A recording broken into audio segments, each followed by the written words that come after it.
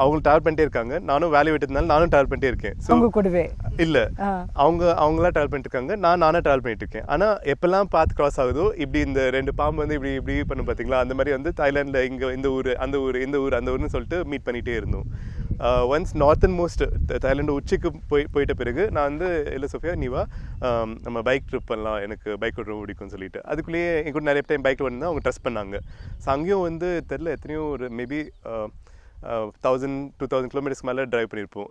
North Thailand வந்து trip பண்ணும், like Laos border, like இன்னொரு பக்கத்து நாட்டு எல்லைக்கெல்லாம் கூப்பிட்டு போயிட்டு அங்கெல்லாம் மலை மேலே உச்சி கூப்பிட்டு போயிட்டு பயங்கரம் லைக் அமேசிங்கான சீனரியெல்லாம் கூப்பிட்டு போய் என்ஜாய் பண்ணும். ஸோ அது ஒரு நல்ல ஒரு அட்வென்ச்சரான டைம். ஸோ அப்பயே உங்களுக்கு ஒரு பாண்டிங் அண்ட் அப்பயே லைக் ஸ்ட்ராங் பாண்டிங், அந்த ட்ரஸ்ட் இருக்குல்ல, லைக் ஒருத்தர் நம்பி பைக்கில் லைக் அவங்களுக்கு என்ன தெரியாது, எனக்கு அவங்கள தெரியாது, பட் அந்த ஒரு எப்படின்னு தெரியல, அது ஒரு எமோஷன் தான், எப்படி சொல்றதுன்னு தெரியல. Love is a magic. எப்போ எப்படி யார் கூட வரும்னு தெரியாது. இப்பயும் அவருக்கு ஃபீல் பண்றாரு. கண்ணுல ஈ பறந்து போச்சு. ஓகே.